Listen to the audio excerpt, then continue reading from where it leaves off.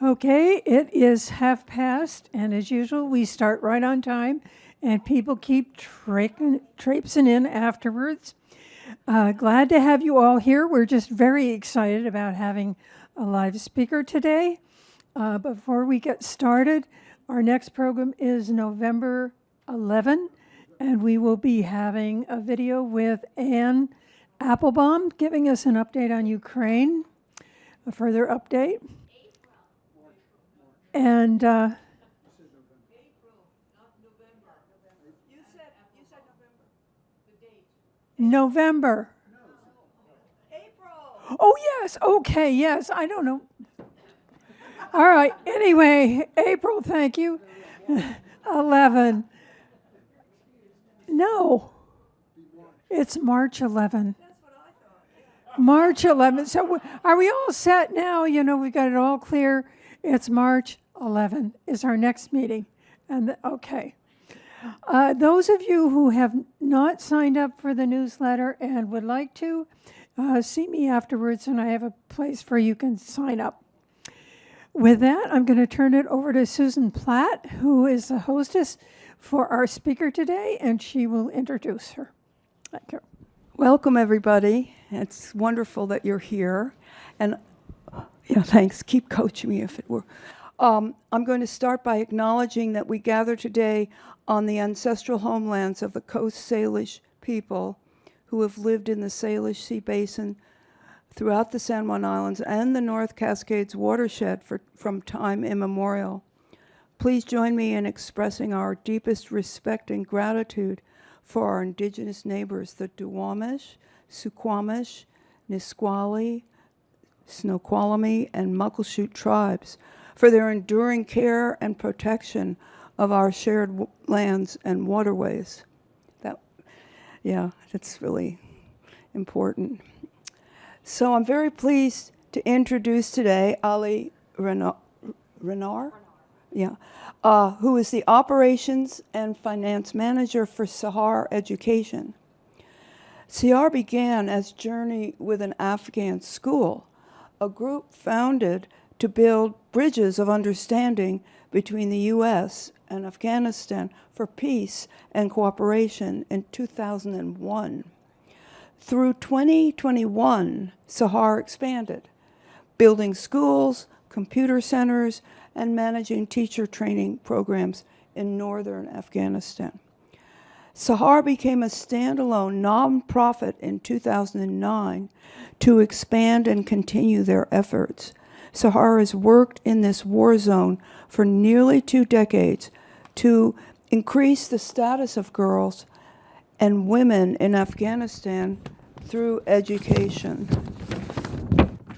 enabling them to participate in society actively, social, political, and economic arenas in their communities.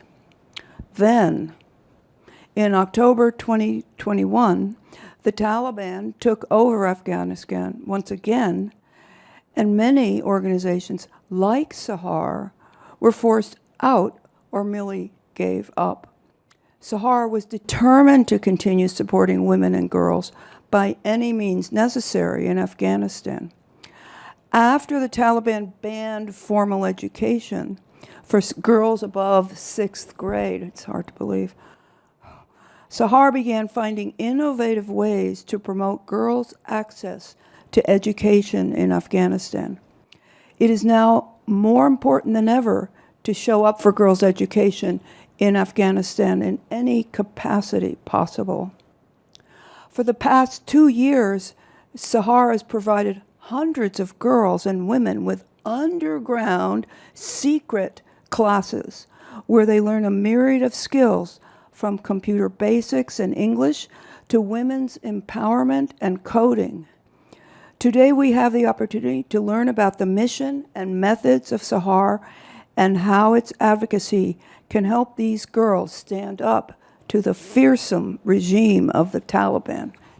Welcome, Allie.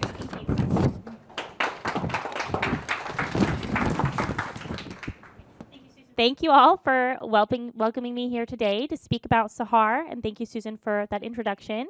Sorry, I forgot to turn myself on.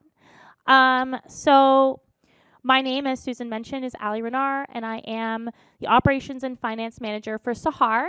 That means that I do a lot of things, including social media and our website. I also do all the books, so I know what we use the money for and where it comes from. And Sahar has been working in Afghanistan now for over 20 years, but I just joined the mission last May. And this is a crucial time for Sahar and for Afghan women.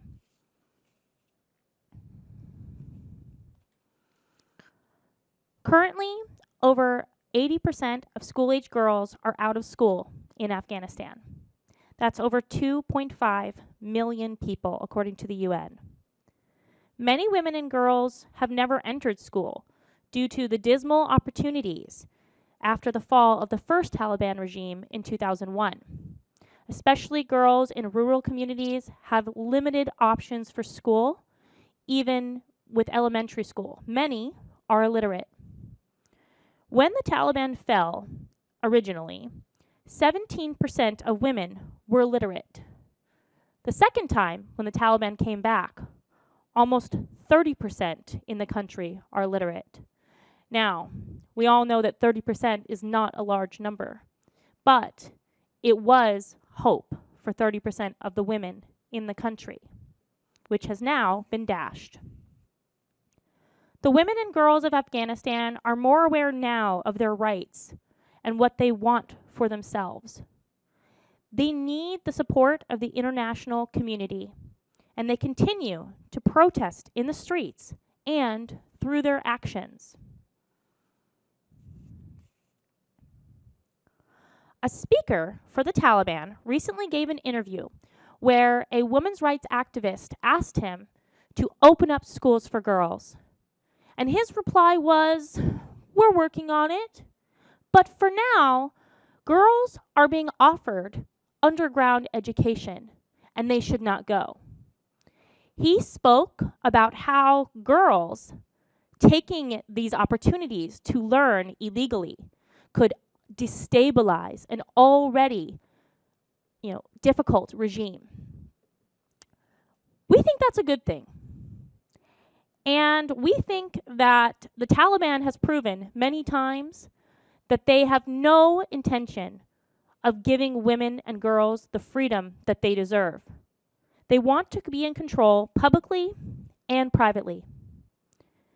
Every girl enrolled in secret schools is a blow to the Taliban.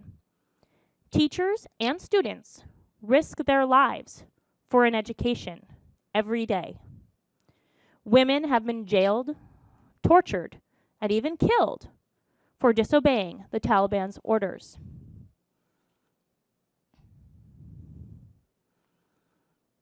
In 2020, before the Taliban came back, Sahar educated over 250,000 girls across their schools, teachers' training centers, and computer centers. They built schools for girls, they ran women's empowerment programs and women's health workshops, and they had special computer training and teacher training for girls and women in many rural communities across Afghanistan who otherwise would not have ever learned how to read or use a computer. Nonprofits like Sahar worked with the Ministry of Education to give access to quality education to girls and women since 2001. And the country saw great returns during that time. We can see here how secondary school enrollment grew in the time period between 2003 and 2017. Now, as Americans, it's very surprising to see these numbers. 6% in 2003 and 39% in 2017. It would continue to grow if left unabated. But now, of course, the Taliban has put a stop to that. Prior to August 2021, women were gaining traction towards equality and equity in the country. 5% of women went to college. 22% of them had jobs. 20% of civil servants were women, and 27% of MPs. They were all taking their rightful place in society. But despite the promises from the Taliban to be more fair to women, the reality is that women have been removed from most parts of society in a shocking rate. The main ways that they are controlling women, although not all of the ways they are controlling women, include that girls from 6th grade are not allowed to go to school. Women cannot work for any NGO or nonprofit. They cannot travel without a male family member accompanying them for an approved reason. They are banned from many public spaces, and they're required to be fully covered in public. Recently, the Taliban banned women from owning beauty parlors. The women protested this, as they should, but it still happened. This left women with very few spaces that they can gather and speak to other women. The reason for this, it is our opinion, is to keep women from converting together, keep women from planning, keep women from having any excuse to see each other and speak to each other. Because women cannot even get together in a public park. And if too many women come to your home at one time, you will get a visit from the Taliban to ask why. And you must have a good excuse, or you could be punished. Due to these restrictions, UN data suggests that only 15% of NGOs are operating at their pre-Taliban capacity. Many organizations simply left the region, as that was easier than trying to navigate the ever-changing landscape of Afghanistan. Many grants also are not available to NGOs that work in Afghanistan due to problems with reporting and problems, of course, within the government. This infographic is from UN Women, and it illustrates the situation with women in Afghanistan. We can see here that before 2021, in August, women occupied many parts of everyday life within Afghanistan. They had full freedom of movement. They could work, they could go to school, they could work in hospitals, they could travel abroad with no reason other than they wanted to. Currently, there's very few opportunities for women to have freedom of movement within the country. And even the ones that do exist that you see in the middle bracket there require reasoning and carry risk, because if the Taliban decides that they don't like what you're doing, they don't have to let you keep doing it. Current restrictions severely limit the freedom of movement of Afghan women, and the fear of what the future holds is palpable when speaking to young women in Afghanistan. As women are removed from society and the economy, the nation cannot support the economic burden. The COVID pandemic more than doubled poverty in Afghanistan, and it has only grown since the Taliban takeover. Currently, it is reported that 28.3 million people need humanitarian assistance as of January 2023. And as the economy suffers, more families turn to child marriage as a way to bring income and feed other children. Child brides are sold for $1,200 to $3,500 across Afghanistan. This video from Too Young to Wed helps us understand the challenges.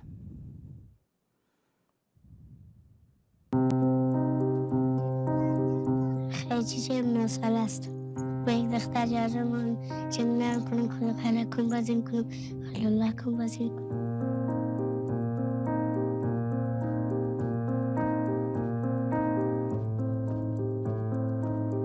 میترسم که خلق میترسم که شقایلی بشینم خلق خلقم حتیش کنم زمستون بشینم. میترسم که مادرم مر بشین نتینه یا نفرش.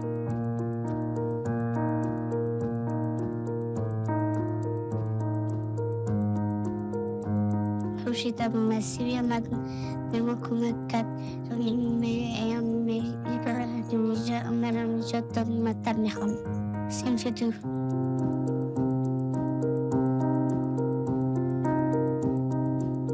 دوست دارم که کلانشان مکتب بخونن، شاعرشان شعر بخونن. وقتی گل باز میشه استادی من ناز میشه، وقتی گل بسته میشه استادی من خسته میشه، می قلم می خطکش استادی زحمتکش.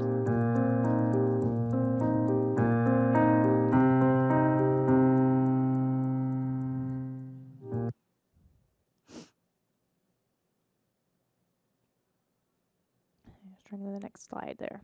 Okay. So, although building schools for girls is no longer possible, Sahar chose to redefine its programs and reassert its dedication to the mission to help prevent that fate from befalling even more girls in Afghanistan. Rather than leave the region, Sahar decided to start secret schools. By 2023, Sahar had established 2 underground education programs for girls banned from school. I'm not able to read my own writing. This educated over 300 girls in 2023. One of our programs teaches English, IT, and women's empowerment within a private institution that works in secret with Sahar. These girls have access to a library full of books that they get to read every week. They're picked up from their homes on a school bus, and they disguise themselves to look like younger girls as they go to school. These programs teach vital skills while also covering mental health, women's health topics, women's empowerment, leadership, and conflict resolution. The graduates of our underground schools are empowered to take charge of their futures. This short video was filmed at our Stealth Sisters Underground School. The program that teaches IT, computer skills, English, and women's empowerment is held secretly in partnership with a private school. 20 students attend at a time. The program is 6 months long, and after graduation, many students have reported to us that they have gotten jobs in offices, which working in a doctor's or dental office is one of the only jobs left for women in Afghanistan. But if you cannot use a computer, you cannot get that job.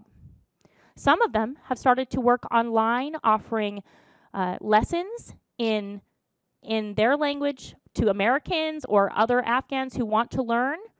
They have started their own secret schools within their homes, educating young girls how to read. And all of these things are opportunities for them to become self-sufficient, to have the freedom to make their own decisions. Because if they are a burden to their families, those decisions are taken from them. It's been 2 years since the Taliban came to power in Afghanistan, and this means one thing for women: fear of losing their rights to education. Let me pause it. Rights to. I was trying to push on that thing.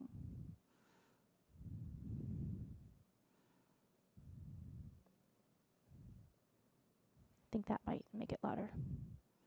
Rights to live their life freely in the society.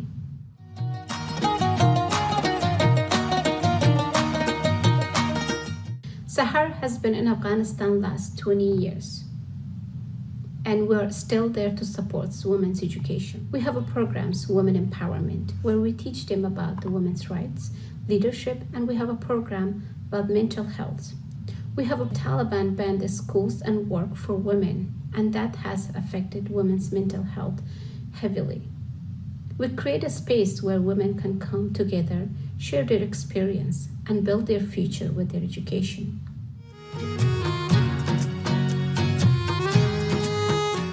بسم الله الرحمن الرحیم. همان طوری که خورشید طلوع می کند با هیجان و هدف آماده می شوم. امروز مثل هر روز دیگر برای برنامه ظرفیت سازی زنان آماده می شوم. برنامه‌ای که پناهگاه و راهنما دهنده من شده است. اینجا جایی است که ما پشتیبان آرامش و فرصت برای رشد جسمی و عاطفی پیدا می کنیم. هر روز با شوق منتظر ترانسپورت هستم که مرا به این بهشت دانش می آورد. وارد صنف می شویم و از این که در آنجا هستیم شکرگزارم. هر دو دانش آموز دارای یک کامپیوتر است و با یک کلیک مطالعات ما آغاز می شود. معلم فوق‌العاده ما ستاری دروس ما را آغازگر می شود. ما وارد دنیای کامپیوتر می شویم، انگلیسی را یاد می گیریم و مضمون علاقه من مطالعات ظرفیت‌سازی زنان وومن امپاورمنت را می آموزیم.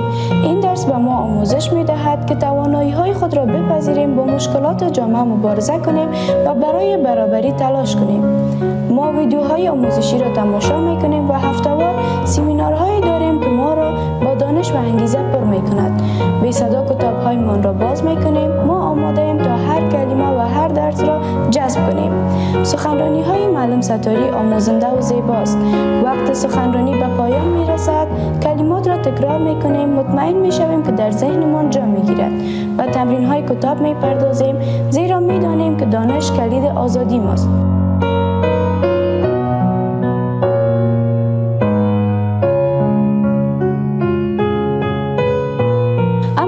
سخنرانی‌های مضمون ظرفیت‌سازی خانم‌ها آموزش و پرورش خیلی دلچسب می‌شود. ما در مورد موضوعات انتخاب شده بحث می‌کنیم، نظرات و دیدگاه‌های من را به اشتراک می‌گذاریم. در تیم‌های کوچک بیشتر به موضوعات درسی می‌پردازیم. از هر تیم یک رهبر بلند شده و معلومات‌های جمع‌آوری شده من را ارائه می‌کند که نشان دهنده کار تیمی و وحدت ماست. وقت درس‌ها به پایان می‌رسند، تاثیر آنها بر دل‌های ما همیشگی است. برنامه ظرفیت‌سازی خانم‌ها بیشتر از یک مکان برای یادگیری ما است. از تمام افراد پشت برنامه وومن امپاورمنت ورکشاپ از صمیم قلب تشکر می‌کنم. با تلاش بی‌وقفه هدیه‌ای به ما داده اید که کلید برای آموزش و پرورش ماست. در این برنامه صدایم را، قوتم را و هدفم را پیدا کردم. دیگر با محدودیت‌هایی که در وجودم بود درگیر نیستم. برنامه ظرفیت‌سازی خانم‌ها برایم بالهای پرواز را داده است و من برای همیشه سپاسگزار خواهم بود. با تشکر صمیمانم.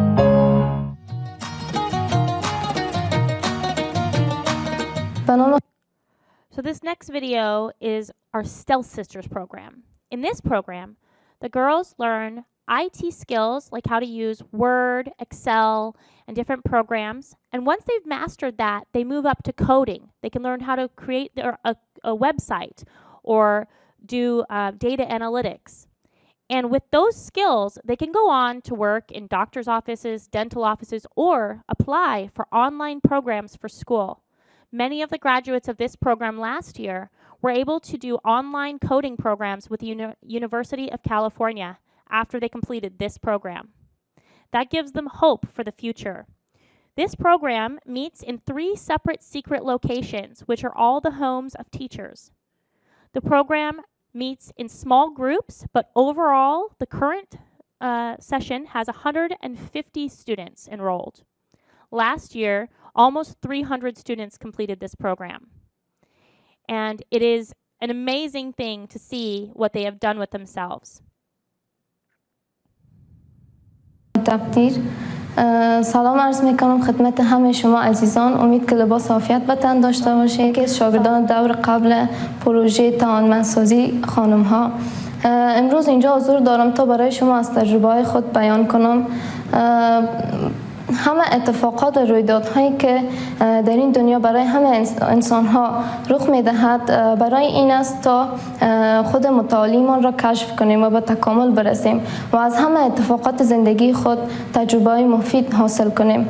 حضورم در این جا یکی از محبت های الهی می باشد و تجربه های مفید و مؤثر برای من و همقطارانم بوده است. از جمله تجربه که کسب کردم آشنایی با افراد فرهیخته و شخصیت های متفاوت بوده که باعث شد دایره ارتباطات اجتماعی ما تقویت کنم و همچنان مسائل مهم دیگر را در رابطه با توانمندسازی خانم ها آگاه شدم که در نتیجه در ختم این پروژه پرخاطره تغییرات مهم را در خود احساس میکنم و استعدادم پرشکوفاتر شده و اعتماد به نفسم بالاتر رفته و بعد از ختم این دوره شاگردان جدید را برای تدریس انگلیسی و کامپیوتر جذب کردم تا بتانم برای آبادی و ترقی وطن خود سهم داشته باشم و هدفم این است که موفق شوم و به کشورهای خارجی سفر کنم تا به تحصیلات خود ادامه بدم و بعداً این زمینه را مساعد بسازم برای دخترای افغان تا به تحصیلات خود ادامه بدن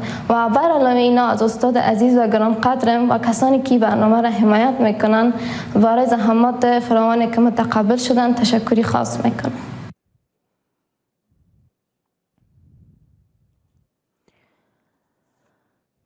Now this last video here shows more in depth on what the students go through in the Underground Tech Sheroes program. It's called Underground Tech Sheroes, where women can come and learn, not only learning how to be empowered, but also they're learning IT, coding.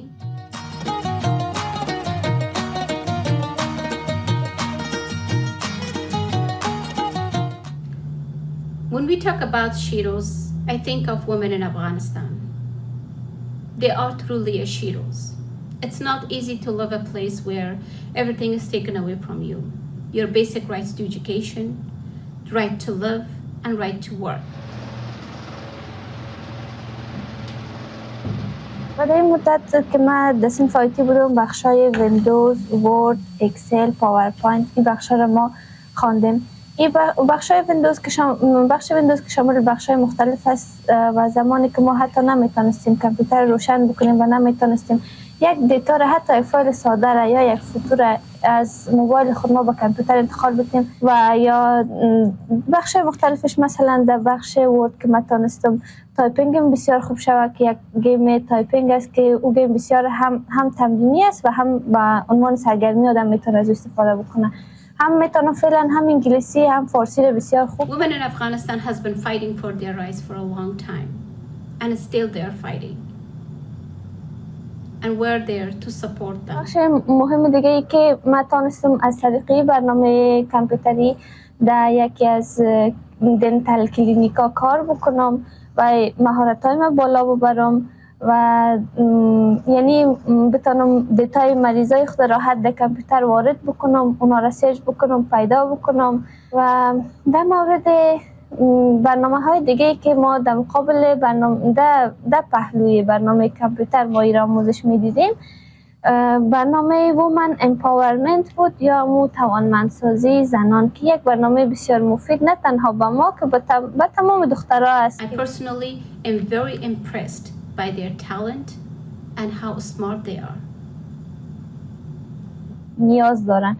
ما در اینجا موضوعات مختلف مثل ابتدایی که به ما حقوق بشر، حق زن و مرد تشریح کردن و ما بسیار خوب فهمیدیم که یعنی تفاوت‌های وجود داره، تفاوت‌هایی که آدم میتونه اونا رو بپذیره، یعنی به یک شکل درست با آدم فهمانده میشه که قابل پذیرش باشه. و عنوان‌های مختلف دیگه که مساوات رهبریت بود که یک رهبر چگونه یک رهبر خوب بوده میتونه و از کجا یک رهبر انتخاب میشه.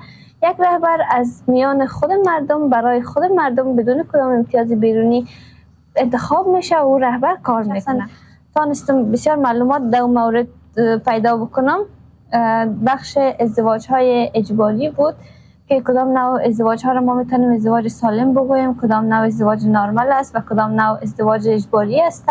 اینا را استاد با ما تشریح کردن و امی برنامه‌هایی را که ما در وومن امپاورمنت عنوانایی را که استاد با ما تشریح کردن ما میتونیم که فعلا در مورد اینا از طریق برنامه ورد یا از طریق برنامه پاورپوینت یک سلاید جور بکنیم و امی برنامه ها را که ما از اینا چی یاد گرفتیم، تعریفش چی است، در کدام موارد استفاده میشه، اینا را راحت میتونیم در روی کامپیوتر بیان بکنیم یا به نمایش بگذاریم. یکی از بودنی برنامه ای است که ما سطح آگاهی ما بلند میره و ما انگیزه و احساس امیدواری میده که در همچین شرایط ما هنوز هم احساس موجودیت میکنیم و ما میتونیم که درس بخوانیم و میتونیم که استعداد خود بلند ببریم. When I talk to them and ask them what they would like to be in the future, and still with that passion they talk about, I want to be a leader, I want to be a doctor, I want to be a journalist. still they're holding on their dreams and hopes for the future. و خواسته من ایجاد صنفای بیشتر برای دختران محدود افغانستان است که بتانند در گوشه و کنار افغانستان دسترسی به درس، دسترسی به تحصیل و از همه مهمتر چیزی که ما را به دنیای بیرون آشنا می‌سازد، کامپیوتر، مواد. I don't want to start a new video, so the next part is talking about what else we do. So aside from underground programs, Sahar also has restarted some previous programs that we did in the last 20 years. One of those is called Men as Partners in Change. In that program, we teach young men and boys above 15 years old English. And while they're learning English, we also teach them about mental health, about family values, about how to be a leader without fear, without anger.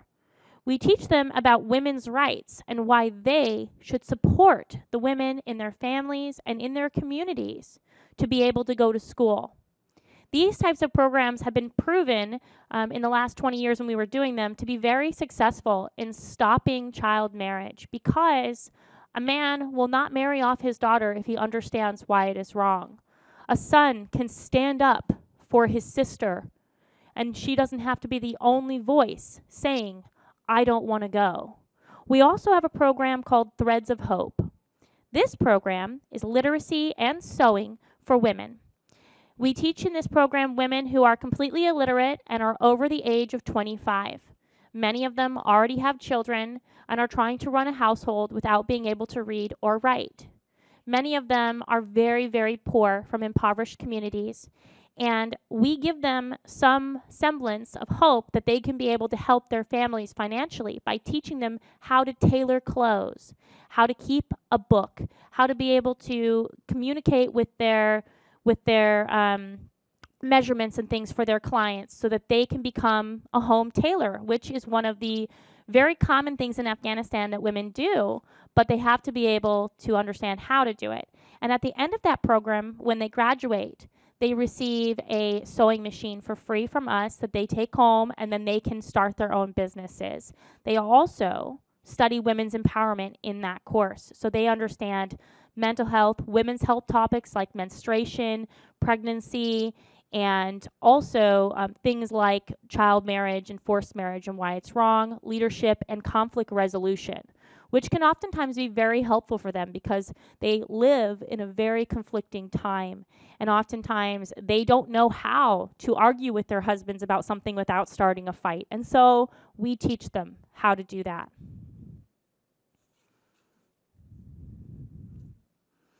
Now, this is the last video, but it is from a previous Men and Partners in Change. So our last program, they did exit interviews, and they asked these boys and men to tell us things that they learned in the program that they didn't know before, kind of give us ideas of what they were like. And they also did entrance videos as well, but I didn't include any information from that. But the difference is shocking if you had watched both of them. However, I think it's very important to understand the importance of these programs for building allies for women within the current Afghan regime.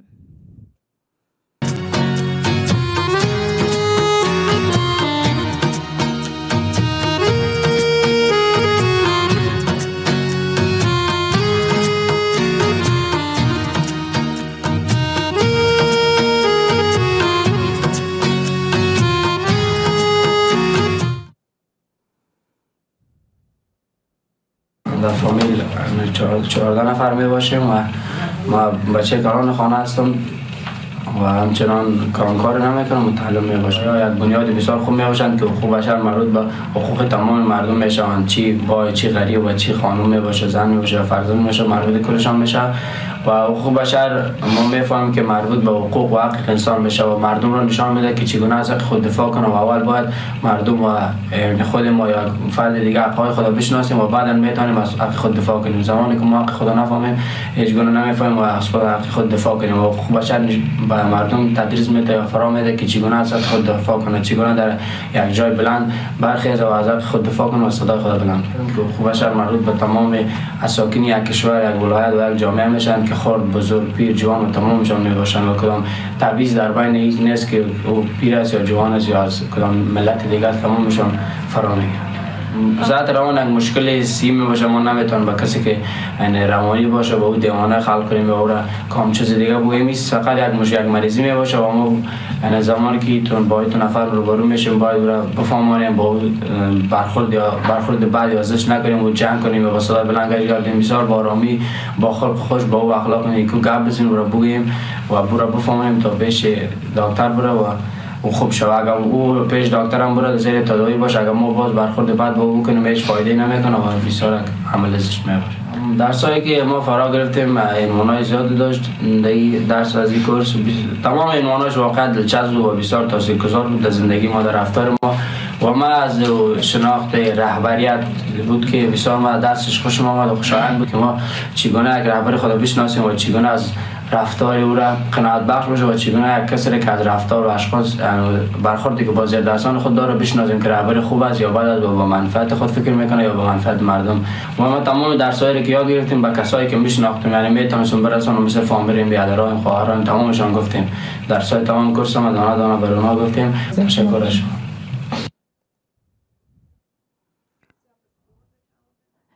That is before the Taliban. It was the last year, 2020, was when they finished that program. But we've started it now. Currently, there's 40 students in the program, and we plan to do 120 students with the current program director that's there with us.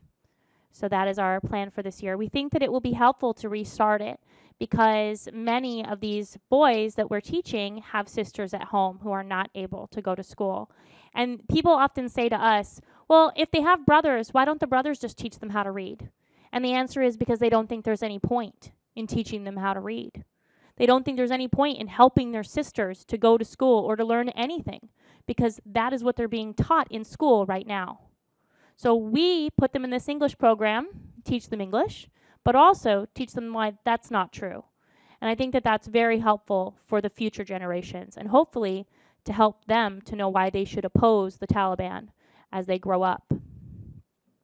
Now in 2023, Sahar educated a total of 335 students, and many of these were in the Underground Tech Heroes program because it has the highest number of students that can happen at one time since we have multiple locations and they go at multiple times during the week. 88% of them were women and girls. And we do want to expand our reach in 2024, and we plan to educate even more students this year. And it's important to note that the Underground Tech Heroes program didn't start until the middle of last year because we were looking for a partner that could implement what we needed. And so for this year, we've already begun the first round for this year, and there will be 2 rounds this year, which will double the impact of that program.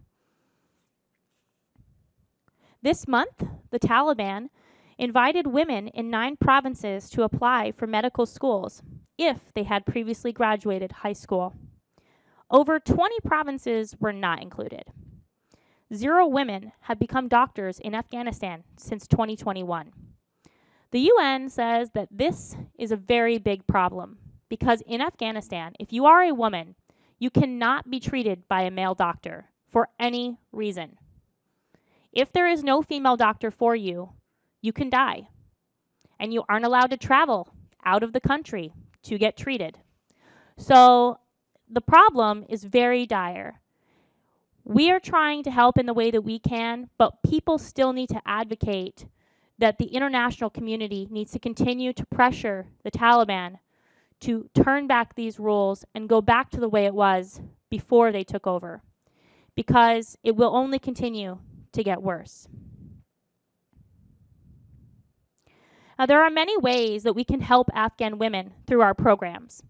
We help them individually by giving them different skills and helping them to be empowered and to know what it is to stand up for yourself and why it's important not to just give up hope. But outside of Afghanistan, there are many other things that can be done. On March 7th, we are having a Zoom event, and you're all welcome to join us. It is free to join. All you have to do is register online. And if you do that through our website, you can join us and you'll actually hear from some of our teachers that are teaching in these programs. You can also ask questions directly of our executive director and our program manager, who have more in-depth answers than I do, but I, of course, will answer all your questions today that I can. You can also spread the...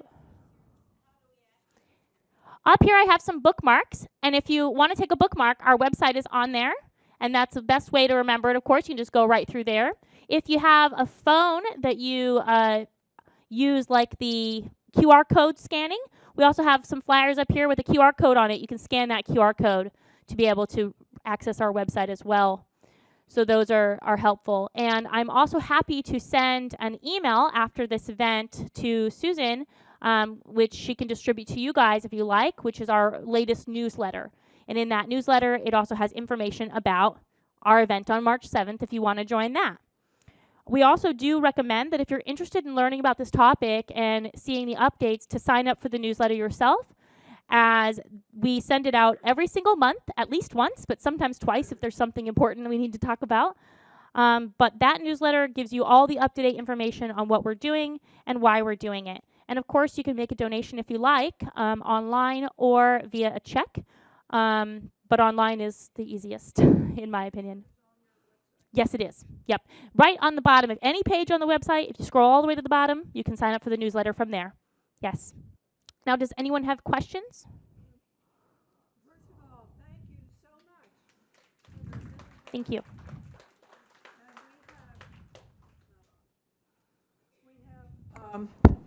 We have 3 mic runners. David's here, Nancy's over there, and Ann's over here. So you have your questions ready to go. Let's start on the far side over there. Hi, I was left wanting a lot more details rather than people talking from scripts. And what I wanted to know is, for example, how is it that they get into a bus and they aren't stopped? A bus is a pretty obvious thing. Yeah. You know, where is it that they meet? How do they choose the teachers? What are there any interactions that you can tell us about? Some person can say what a teacher meant to him or her. I didn't get any sense of how these people were being affected by the wonderful work that you're doing, and I'm disappointed about that. I'm sorry about that. I will say that it is very difficult to get people on camera to tell us about their experiences and how it has changed their lives, because they give us too many details.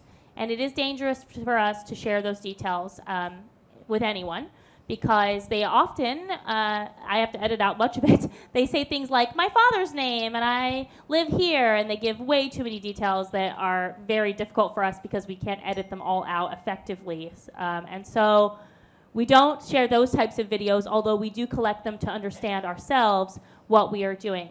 As to the bus situation, the school that has the bus is a private school for girls. It used to go all the way up to high school, but currently is only serving legally until 6th grade. However, they have a classroom designated for our girls, and they use a bus also designated for our girls, but none of these things look different to the outside world. They go just like they would and pick up the girls at their homes. Because it's a private school, they don't have like bus stops that they have to meet at. They just pick them up from their homes along the route every day, and they bring them to school. The girls wear COVID masks, so you can't see their face, and we are very careful that they do not interact with anyone else within the school. There actually was a situation where the director of that school, he didn't think that when the younger girls were on school break that he should cancel those classes. He didn't think about it, because why do these older girls need to have a school break? They don't want a school break. They want to keep learning. So he kept the buses picking them up. And within one day of doing that, he had a visit from the Taliban, asking him what he was doing and why were people coming to school when school was closed. Now, he got out of that by telling them a little lie that he was just teaching his aunt how to use the computer and she didn't have a car. However, the reality was that we had to stop those classes until school resumed, because we did not want another visit from the Taliban. And they told him that even though he was teaching his aunt to use the computer, he couldn't do that anymore. So the reality is that there are ways that we get around it, and we're as creative as we possibly can be in those aspects. But most of our classes don't use a bus. The girls have to walk to school. They do so, as girls do for all underground programs, holding a Quran. Because if they are stopped, which many of them have reported that they've been stopped, they just say that they're on their way to learn Quran, because that is the only thing that the Taliban will allow you to go and learn. And they're not going to a school in most of our instances. They're going to homes. And at the homes, we only have between 10 and 20 girls at a time that convene one class. So they're happening at all different times. And they also, with the individual schools, stagger the times of day and days of the week that they go. So they're not always the same. And they do that so that nobody will learn their routine and nobody will understand what they're doing and when they should expect to see these girls. Because that way it's much easier to get away with it. As far as the question of who does these things for us, many of them are former partners that used to work with us when we were building schools in Afghanistan. We used to build schools and teacher training centers. The private school used to help us with computer training because they have a whole bunch of computers in a computer lab. And we obviously did not have many places we could do that. And when the Taliban stopped school, they didn't want to stop doing what they were doing. And they came to us and we determined how we could figure out what we could do. What can be done?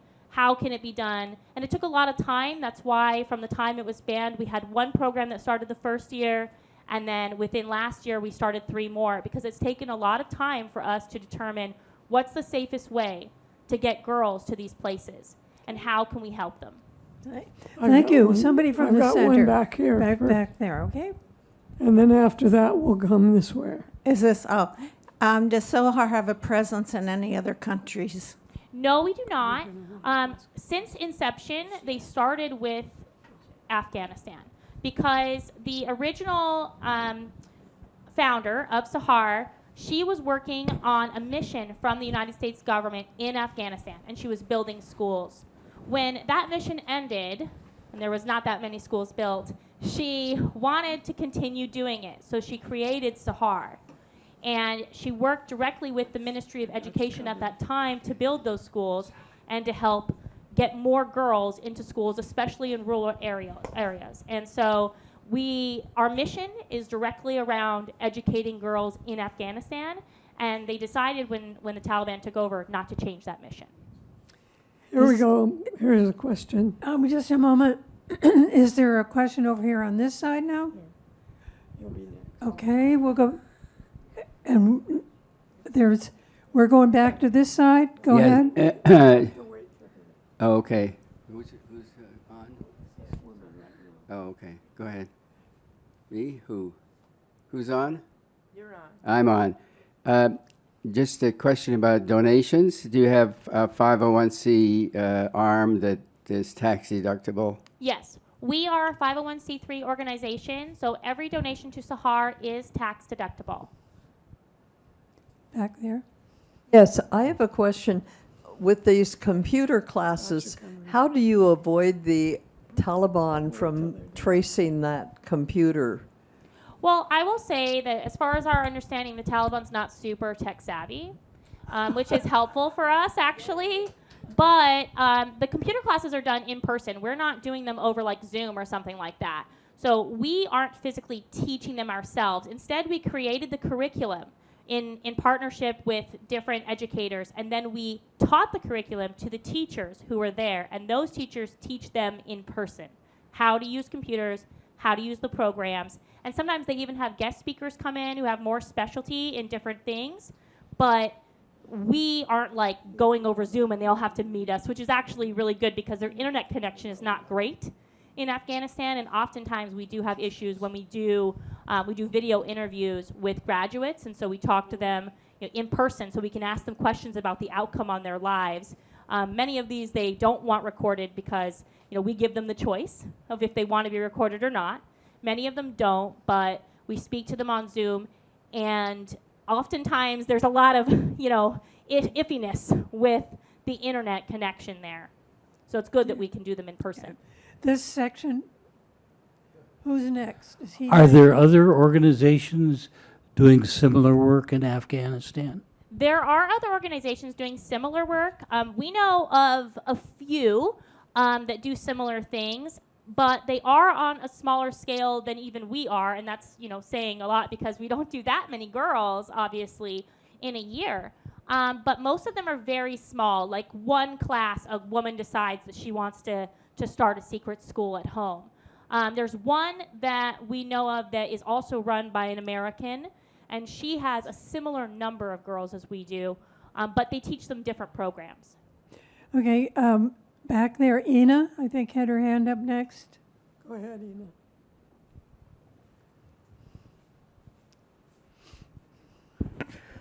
At lunchtime, you were telling that the Taliban, the leadership, doesn't necessarily believe in what they're doing. They send their own daughters abroad, Yes. which means that the agenda is really not of belief, not of something that they necessarily might perpetuate into eternities, but that maybe the younger generation, in the Taliban generation, might become more flexible, more movable. Is there any hope? There are hopes that will happen, of course. Many people hope that the Taliban will keep its promises, because when it took over this time, they stated that they were not going to take away all the freedoms of women. But very shortly thereafter, they did exactly that. So we do have hope that international pressure, because it's much more than it was the first time they were there, because we now have social media, right? We have the internet, and we can watch and see what they're doing, and these girls can speak out for themselves. And those things didn't really exist in the first era of the Taliban. And so because of that, we do hope that there will be enough pressure that they will stop what they're doing, because we don't believe that they believe in it in a fundamental way. They often try to cite things in Islam, but they're never very in-depth, because what they're saying actually goes against Islam. And the reality is that they're not doing it for religious reasons. They're doing it for control, because there's no way that women are going to get out there and vote for the Taliban, right? They don't want them there, and they know that. So if they just subjugate them enough that they can't speak up, then they can continue doing what they want to do. And so that's why we hope to help them speak up. How do you choose the girls? How do you find them? Yeah, that's a great question. So because we work with teachers who have been in the community for a long time, we do trust them to source the girls themselves. We don't do that for them, but there are criteria that they have to meet. So generally, these are in smaller, more rural communities, except for our Threads of Hope, which is in Kabul. So for the underground programs, the communities are smaller. And you can, if you're in a small town, you kind of know who believes in what, right? And so they source them through that. And then the first girls, they often kind of refer other girls to come, right? So my friend I told about this class I was in would like to join, that kind of thing. So a lot of it is done by word of mouth. There's no sign-up sheet online or anything like that. And oftentimes we do get girls who reach out to us through our Instagram, especially because they see us online and they see about these girls and they get to watch the videos of the girls talking about the program, and they want to be part of it. And if they are in the right area and they're in the right age range and they otherwise meet the criteria, we do refer them to our partners. Is this program in Kandahar? No. Or is it secret? Well, I will say it's in Mazar-e-Sharif, but that's as close as I can tell you of the location, just because of the underground programs. The only one I can say specifically where it is the one in Kabul. Several years ago, probably 8 or 10 years ago, there was a young lawyer from Seattle. Her first name was Julie, and she established some schools up in Mazar Sharif. Yes, Julie, it used to be with Sahar. She did? Yes. Okay. I wanted to connect Yes, the yes, two. if it was the same thing. It is, yes. And they had a lot of, in that region, there was a lot of schools that they were doing, yes. Are there any other questions? Right there, back there. Are you familiar with the book Reading Lolita in Tehran? I'm not, no. It was written a long time ago, and it reminds me of this program of yours. It happened when the universities were closed to women, and they started similar programs in people's homes for people who had been in the university and wanted to continue their studies. And I'm just interested in knowing if it's still successful or what. But well, that sounds like an interesting read. I would definitely look into it, but I haven't read about that. I will say that many of our programs are run in people's homes similarly, and we definitely feel that they are more impactful than previous programs that we were running within schools, just because we get to follow the girls and get to know more about their end results. Have any of these kids gotten in trouble? For going to the schools, it has happened, but not for any of our girls. They have been stopped, but the very first thing we teach them is basically what to say to the Taliban, because safety is our number one priority for these girls. We don't want them to be in danger, but the reality is they come, they are in danger of being found out, and if they're caught, the danger really depends on who catches them, right? Because some people in the Taliban are more, out for glory, and others will take a bribe if you give it to them. So, depending who catches you, it could have different results, but it has happened. Henry? Well, I was going to ask the same question. So there haven't been cases where girls have been caught and punished? Not from our programs. We have heard of other girls that have been caught. We don't know what their punishments were. All we know is that they were arrested, and then we never get to hear what happens really after. Because either you're killed, and the Taliban certainly doesn't tell you that, or you're not. But if you're not, I bet you're a lot more quiet about it afterwards. So, unfortunately, we don't really know what happened to those people, but we do know in the cases that it's happened with us that we've been lucky to have our excuses all lined up and ready.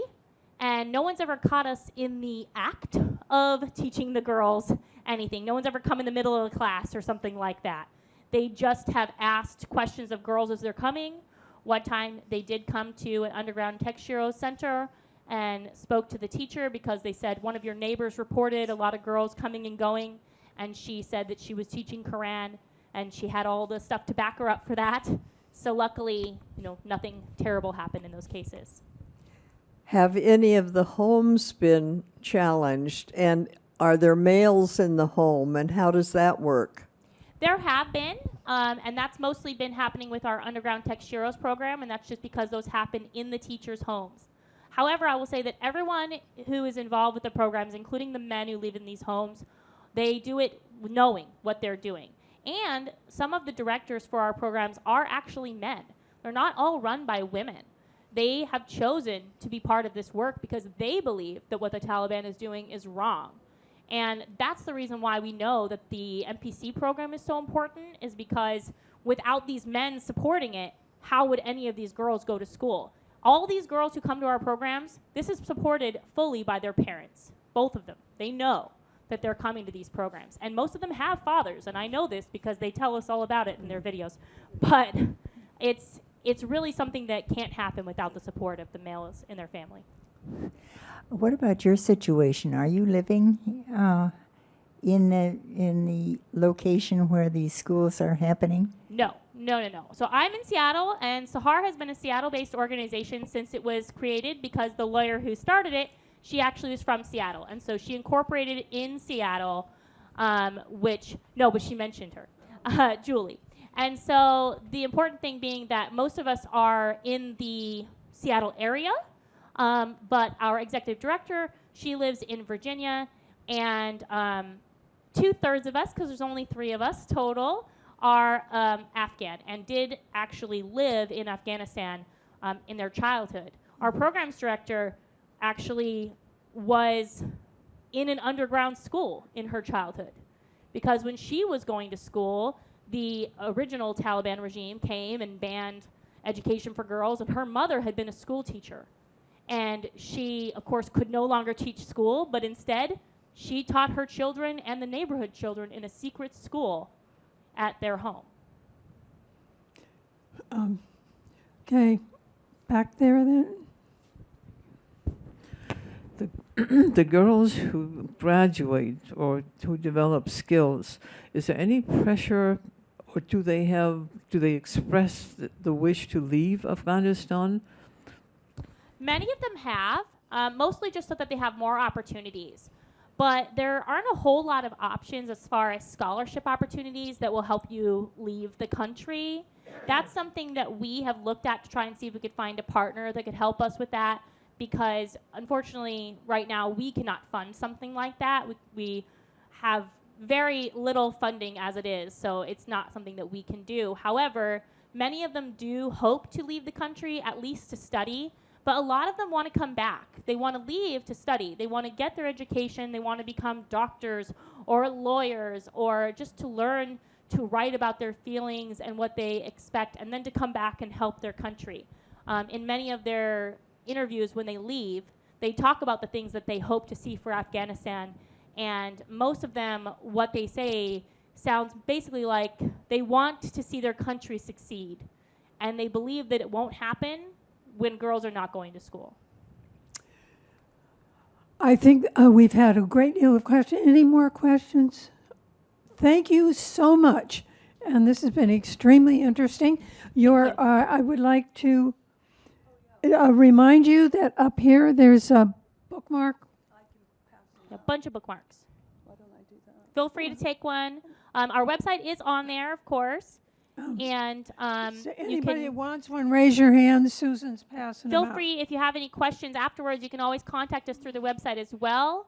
If you email us there, I'm the one who answers, so it'll be me. All right, thank you again. Yeah, thank you.